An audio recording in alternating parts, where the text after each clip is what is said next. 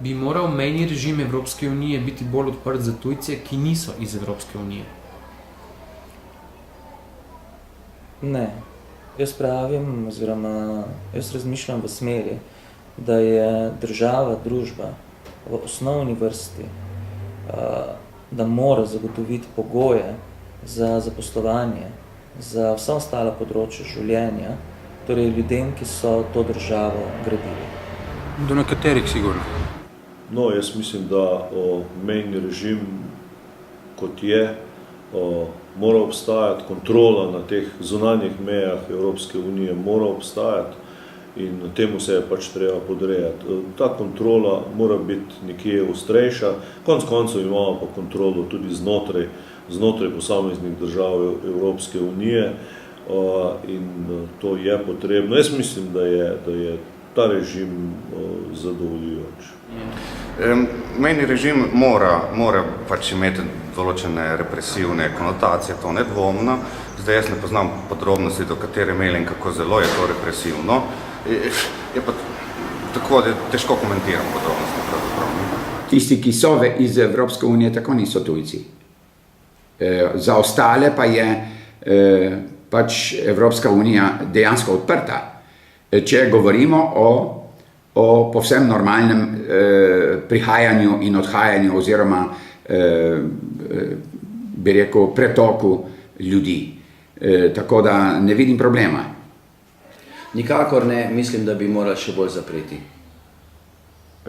Jaz sem mnenja, da je ta režim trenutno dober, glede na to, da si ga kar ni ena država zmislila, se pravi, smo družina Evropske unije in pravila so nastavljena in tudi zato, da morajo v prihodnje biti takšna, kot so. Na konec koncev se dogaja to, da je že skoraj da vse v Evropski uniji. Seveda. Ja, šengenska zgodba je posebna zgodba, ne? In v bistvu skriva v sebi nov tip političnega zemljevida, s tem, da meni osebno niso blizu hude restrikcije, ki se dogajajo. Še manj je pa blizu obnašanje tudi v zakonodajnem smislu Republike Slovenije, ki zelo, zelo rigorozno pristopa do ljudi, ki prihajajo iz tujine.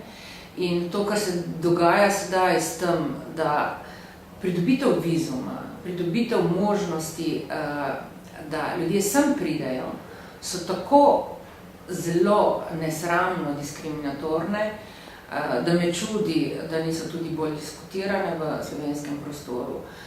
Neke garancije, ki jih boš moral po novem dajati ljudem, tudi če boš hotel, da pridejo v Slovenijo, tudi če pridejo predavati, tudi če pridejo režirati, tudi če pridejo na obisk ali kakorkoli že, so tako stroge, da dvomim, da bo kdo še zainteresiran, da bo ljudi, ki naj bi jih kot goste oziroma ki naj bi jih sprejel v Slovenijo za določen čas ali daljši čas, sploh se lotil teh postopkov.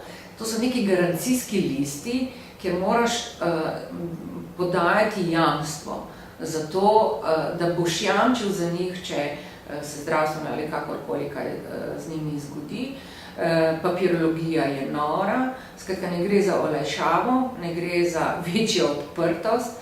Slovenija se, in to vsi kazatelji v mojem dojemanju kažejo v to, da se Slovenija vse bolj zapira, da je vse bolj rada v svoji senci svojih Alp in da se neprijazno obnaša do ljudi, ki prihajajo izven naših meja in ki hočejo tukaj biti, pomagati, živeti, biti srečni, biti zadovoljni ali kakorkoli že, se ne bodo več odločili za prihajanje sem, ker bo pač negostoljubno vzdušje prehuda.